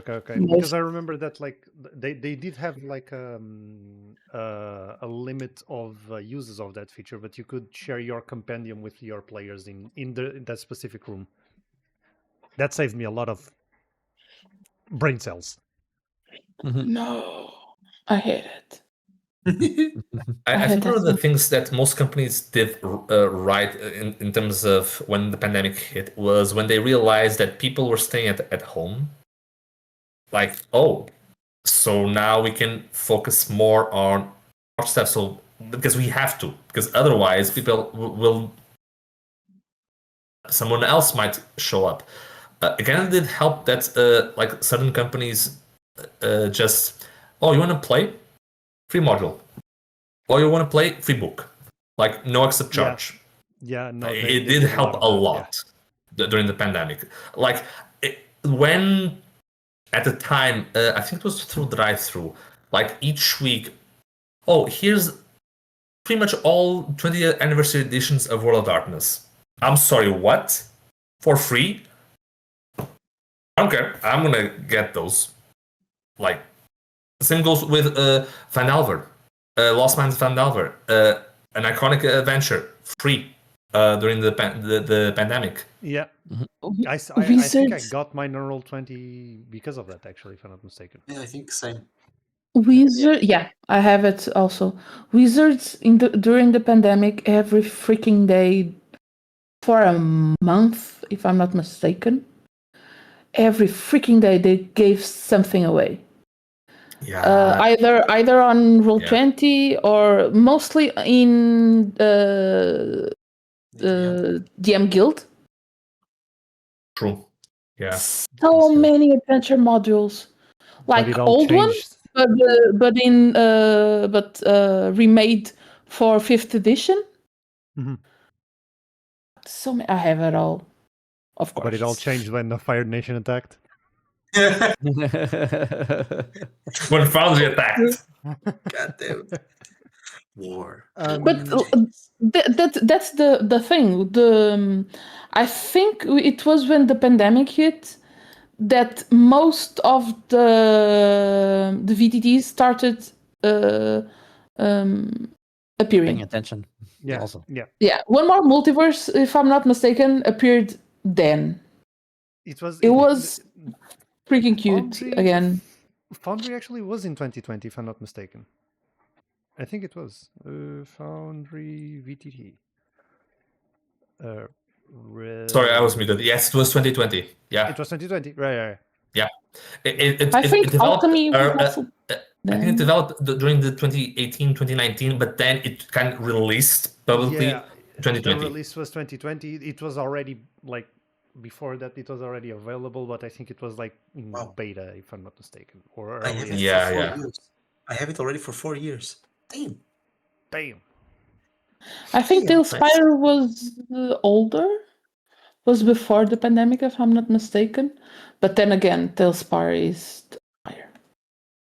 There is one that I remember. I don't know if it's still, but if it's still the same. But there back then there was a lot of controversy because the DM had the DM has the program, but the players also had to buy the program to play. Yeah, it's still Spire. I don't. It is still like that. Yeah, Tailspire does that. You have That's to why I go, said it was expensive. you have to go to Steam, buy it, and your players have to do it also. It's so crazy. That's so crazy. But it's some time ago. I think it's last year or the year before, if I'm not mistaken. Telespire made changed that, and so if I'm not mistaken, so GM is more expensive than the Player player. ones. So I Yeah. think it's like 50 for the GM and like 30 or cheaper for the player. Not wanting to do an ad, but it's on sale. Something now. like that. It's the spring sale. Yeah. So pretty But much we yeah, have always wait for sales if you want Oh, to. but wait, they Whatever. always. Yes. do have a guest edition. Yeah. The guests, I think it's the player version. Oh, okay. Oh, then that was the new thingy they Yeah. did. It's pretty cheap now. because $15. every again, not trying to do an ad. Telespire was one of those things that it was awesome when it came out, and actually, I think it was Brenly Mulligan and with Dropout, they did a season using Telespire for VTT. Yeah, I think it was the outer space one. I don't remember which one, but it's one of those. And it was a big boom at the time for Telespire. But again, the paywall was one of the biggest problems. No one wanted to pay $15 or $60 for the game because it is what it is. It's a VTT. We have to work the legwork to make it. And it was released at 2020 also. So around time the pandemic hit. Yeah. Again, COVID brought some shiny new things to the table. And then Big Corpo took it all away. God damn it. That's why we Yeah. can't have nice things. That's why we can't have nice things. Yeah, that's true. Going a bit away. Not away, because it's still like what's the. We've talked about the Excel spreadsheets for as a VTT. What's like the craziest way you've seen or experienced a game being ran? Like either in a VTT, next Excel Oh, gosh. spreadsheets. Us Okay, running Marta has it a or story. us watching Whatever, someone. whatever you think applies. Okay, so not playing, just watching actual play. Ordem Paranormal. Oh, okay. Cellbit runs that shit on Tabletop Simulator, or run in the past. I don't know. I think now he uses another program to run that freaking game. Those maps, those scenarios are just crazy. I was watching that. I was like, what the fuck? At first, the first seasons, I was like, what the hell kind of VTT are they using? Then someone said, Tabletop Simulator. I was like, what the hell? With so many VTTs, you're gonna use Tabletop Simulator? Really? When also you have all the players have to buy the freaking game. Honestly, I think that was the one I was thinking about. Not really Tailspire, but like it still applies. I was The like, concept, why? Why? When you have any other. But then I started with each season, with each new season, something changed, especially when they changed from playing online from playing in person. That's when that's when they changed the maps completely. So I think they're no longer playing in Tabletop Simulator. Or maybe they are, but I don't know. But that freaking thing, it's 3D. You can also see it top down. Top down, yeah. In third person. I was like, damn, dude, that's like a freaking game. That's you're that's like She's a freaking fine. game. But yeah, that's the over the top. Yeah. Fellas? I don't know, man. In all honesty, I don't think I have any. I've seen anything that was so out there that remained with me. In all honesty, Excel spreadsheets do not count. That's how far I went, Word, man. Microsoft Word, Google Docs. With the little clippy. It the seems you're final trying to boss. attack the monster. Do you need help? It's the final boss.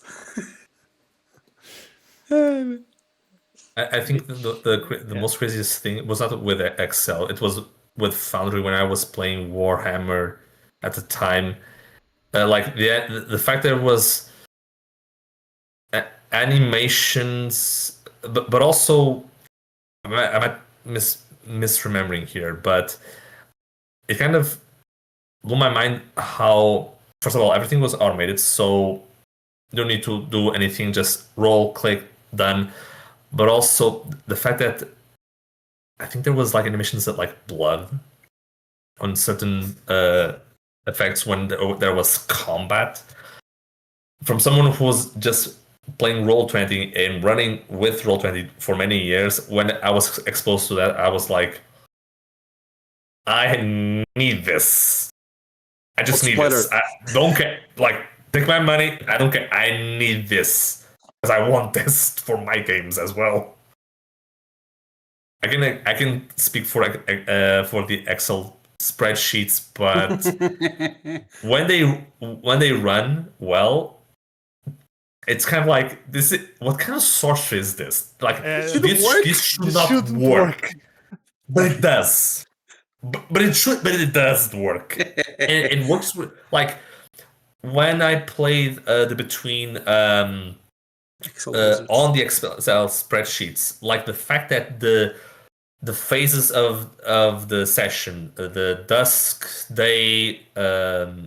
dawn, day, dusk, and night, and the fact that everything that you needed was there, like the unseen scenes from from London, the Hargrave House rooms, all the characters, including the expanded characters that were available in the other books, and all the gruesome and morbidly amazing moves that every character has, and how they change everything depending on how you play.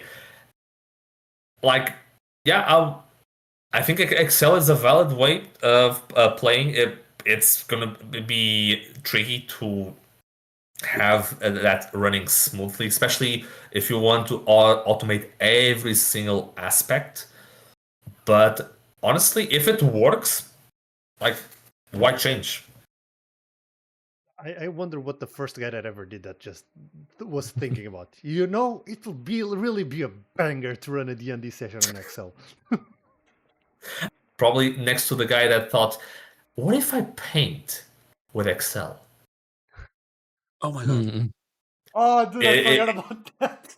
It's doable, and it's Hey. amazing how it does it. Pixel art on Excel. Like using the graph functions, every little tidbit, every little visual representation that Excel has to offer. Why not make a work of art, like a Excel painting? wizards. Crazy. Excel Literally, wizards. Excel wizards. Yeah.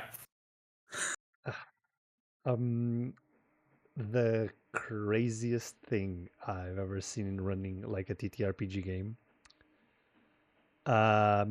So I'm a World of Warcraft fiend, okay? role players in Warcraft are crazy. Okay, the role playing community, when I was there, we used to use the command to roll that people used to go on raids and roll for the items that dropped, see who got the item. Role players there used to use that same system to role play. /roll in chat, the rolls, but it was from 1 to 100.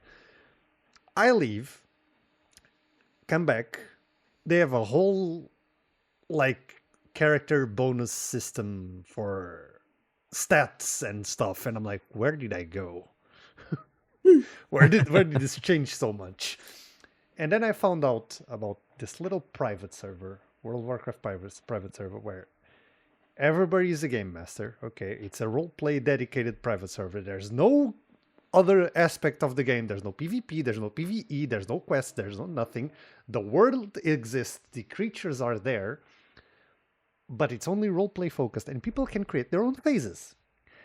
And there are people that are crazy enough to build their phases, build actual fucking cities, and do full-fledged campaigns in fucking World of Warcraft. Wow. And I'm just... I'll actually just share some pictures on Discord later, just so you guys can see what I'm talking about, because it's freaking crazy that players go so far to roleplay TTRPG campaigns in an MMO, in a, well, not very legal version of an MMO, sorry Blizzard,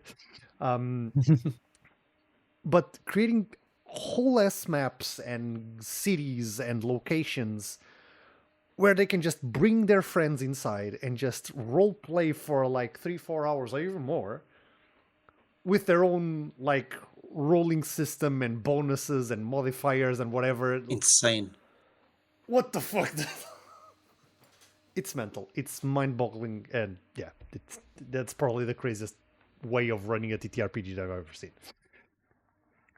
And it also helps the visual aspect, because you're like, there's a character there in an environment that they can explore freely however the fuck they want and interact with NPCs. It's mental. It's fucking That's also one of the things that VTTs kind of help, is especially DMs who have trouble describing scenes. You see this cavern where there is... No, you see this. You see this NPC who looks like tall and... No, you see this. Show don't It's- tell. Exactly. Show, don't tell. Hey, do you have trouble describing stuff? People in chat, you know, the guild was sponsored recently by Describe. You know they.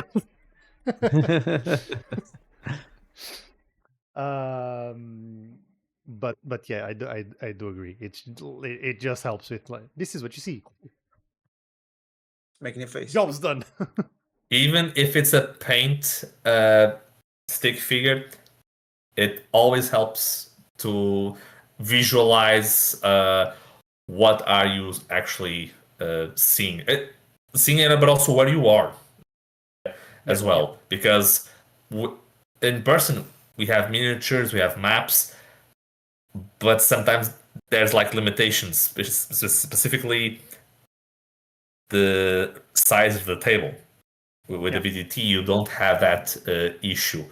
Although you have the issue of players being lost, like they scattered through the four winds of they're like each one in the part of a map that somehow they're just landed in, and oh no, there's a Hydra there.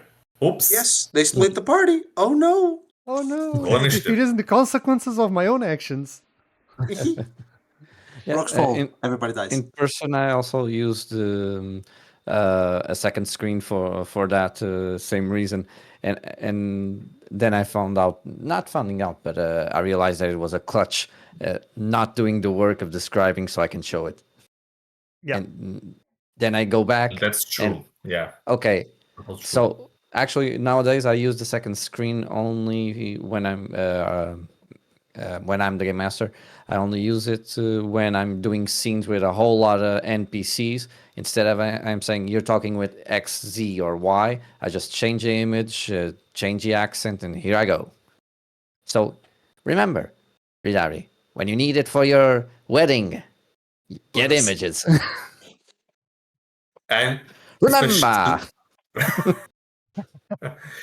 Man, I'm gonna and suffer through that one. and don't forget, the trickiest part is not going to be the faces; it's going to be the dresses and the tuxedos. No, they already said they want a fucking shopping episode for wedding attire. That's the players. I'm talking We're about talking about the NPCs. NPCs. I'm not gonna do jack shit on that episode. I'll be like, oh, you wanna buy this? Sure. Oh no, we're talking about the NPCs. Just give me the shopping list off The people that We'll- are in the the wedding. Yeah. in the bride, Oh, in well. the wedding party. and then they find out that some of the guests also are wearing the same attire as them. Oh my god. Awkward. And then the BBG tries to stop the wedding because he actually wants to get married to the bride. Dun, dun. Oh man, I don't even know if I'm gonna use that as a plot point for the campaign itself, or I'm just gonna be like, you know what, I'm gonna give you this freebie. Nothing bad happens. It's just a good time. And think of this: there's a good chance to actually show the BBG and go either he's a monster, he's evil, or he's a monster, he's evil, but also he has drip. And the players will go like, "Oh no!" Smash. God damn it! Ron, next question. Imagine the players talking with each other. We gotta go to the wedding, something like that, and the BBG watching them from afar. So there's a wedding, eh? Looks like I need my There's a own wedding, shopping episode. say? Well. Says Riddari looking at the well. The characters will go like, "Oh my god! Oh my god!" I mean, Why am I he's feeling evil, stuff? but But listen, so are the shadow daddies I read about.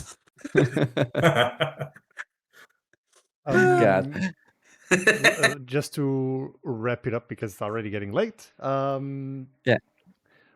One thing that I wanted to bring, since we were talking about Demiplanet, it not being considered a VTT, but a character sheet database. One thing that's actually a really good character sheet database, if you put your mind to it, it's fucking Notion.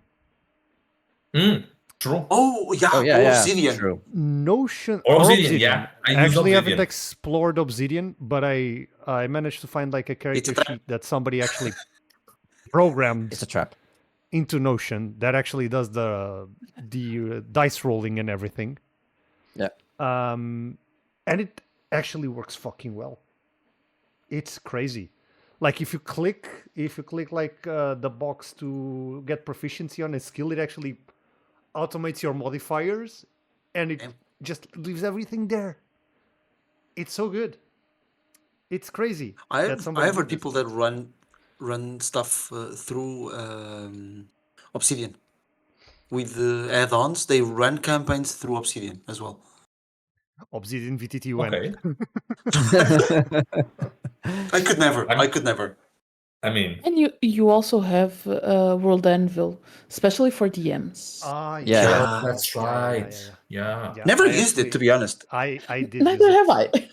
I. I did use it a long while ago, and I actually like tried the it was the story weaver plan, I think, story weaver, or am I Yeah. tripping? It's one of the plans that they have. I think that's where I got the giddy to want to make my own calendar because they do provide that. But yeah, they do get a lot. You do get a lot from it. It's actually Yeah, really I have flirted with the World Anvil, but I'm like, nah, I'm not gonna go there. It's World Anvil, and then you have another one that's Campfire, if I'm not mistaken. World Anvil was the place that I used to write my notes for the first campaign of Dados Portuguesa. And then it got clunky as hell, and I thought to myself, I can do better. Nah, let's go to Obsidian. And I changed. Never Went back. back. Nope. There was I one will try other. out. Obsidian just gets crazy, like spiderweb crazy. Yeah. Oh yeah, I use Obsidian for my short campaign of Hunter the Reckoning, Blood on the Twilight Roads, where I put like all the details of each character, their touchstones, their families, the important NPCs that, oh no, it would be a shame if something bad happened to them, Wouldn't it? including the details and how they are connected. Because the thing is with World of Darkness games is, at least in my opinion, having a relationship map that showcases how each relevant NPC is connected to the story is a good way to figure out who is against who helps what, and this guy, what's his role, and then you can adjust.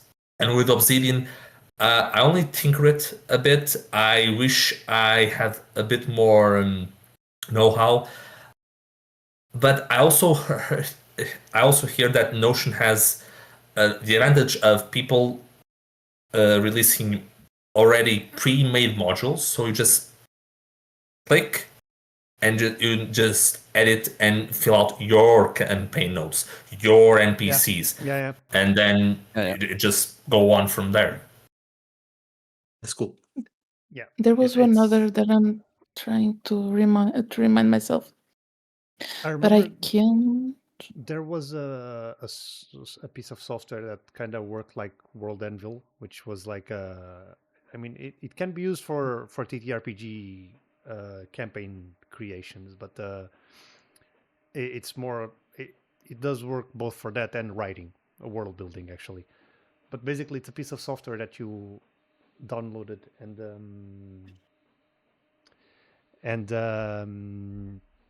you basically hosted your own wiki in your PC, so you just could organize everything as you wanted with maps Oh. and pages for characters and settlements, and I used it for a while. It actually helped a lot, and it was free. Actually, I just can't remember the name of it for the life of me. But It's a very DM thing. yeah, very DM thing. Yeah, exactly. But yeah, well, anyone wants to add anything before we say goodbye to our dear chat and to each other? It has been fun. VTTs are a very good way to play because doesn't matter where you are, you get to play. Yep, pretty much. Essentially. Yeah, pretty much. Yeah. pretty Otherwise, much. we would be pretty much screwed. If you can avoid spending money on VTTs, please do so. Do it. Yeah. Discord also works. Discord VTT Or win. You other, already have like- Roll20 integration on Discord, Oh, actually. yeah. But it's only for the GM. Yeah. The GM has to maneuver all premium? the token, all the tokens. No, you have to do all the tokens. I'm like, Okay. that's, Yeah, that's kind of meh. yeah. Yeah. But I mean, But I think we got as a community to the point like, oh, if we're playing on a VTT, I want to move my token. But a lot of times when we play physically, it's the DM that actually moves the tokens. A lot of times. there are many DMs that are very protective of their miniatures. Yeah. Understandably so, mean- because those shits are expensive as fuck. Yeah. And the amount of So- time painting and all that. Yeah, that's why mine are always like this. Gray. Classic But I gray. think Like my that, life. Classic gray. but the problem I see with that, it's the time. No, not there. To the left, to the left, the three left. to the. The other left. Everything in there. I mean, I'm pretty It's, sure. uh, I'm Yeah, When you pretty just sure. go there, okay, there. I'm pretty sure he can in chat would actually be like to the left. People actually put it to the left. No. The other Other side. left. That's the right. It's just a step to the left and then a step to the right, like, just doing the time warp. It's easy. So, let me see. With this talk, we found out that money is never yours. Yep. Never. Never yours to begin with. Never Wallets yours to cry. begin with. If Wallets you use cry. a VTT, let it be easier and use it for the right situation. Yep. And Roll20 biggest problem is the paywall. Yep. Pretty much. Yeah.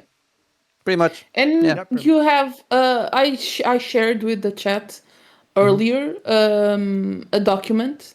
It's in progress. So every time that there's a new VTT and people on the server of RPG Portugal knows about it, they add it to the document. You have a list, a fuck ton of That's huge. VTTs. So if Foundry isn't your liking, Roll20 isn't your liking, go to that list. There are alternatives. Yeah. Yeah. Find your VTT. And if there Yeah. not an alternative that you find fitting, just pen and paper. Excel. And go to Discord or Excel. Honestly, that's the other thing. Like, if the VTT is not worth it, then might as well just pen and paper, having a Theater of the camera, mind. just you can see your players and the GM, and then go with it. Yeah, pretty Like, much. 100%. As long as everyone is having a good time, that's what matters. Exactly. Okay. So, with that, thank you all so much for joining us tonight on this talk. I want to thank my wonderful guests for their presence here tonight. And I hope you had a good time. And it was a huge pleasure to have you here at the Guild's channel. Some of you once more. André is the first time, so I hope this was a nice Yay. baptism.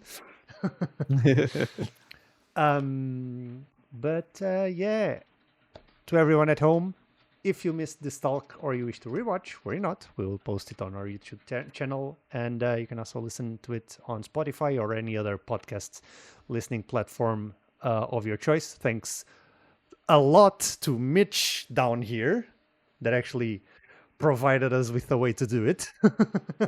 Way to go! Gonna meet. And if you are subscribed, you can see this VOD right now here on Twitch.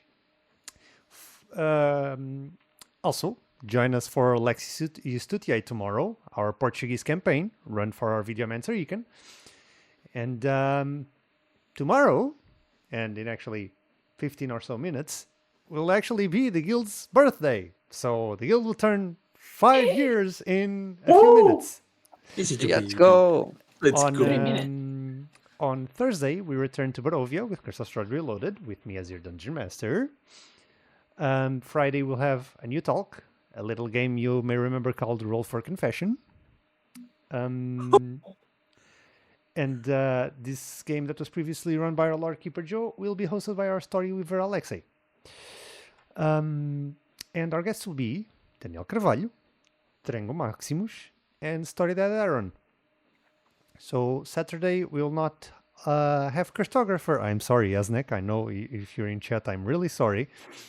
But we'll have the return of Project Aegis Mission 3, Episode 2, run by our Videomancer Aryn, with Annie, Barbs, Gonçalo, Leonor, Wolf, and Mitchell that joined us tonight. So we're there.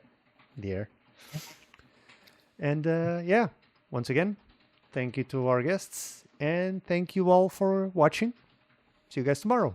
And don't forget to the clickety-clack is in chat, and stay for the raid, because you're going to raid somebody.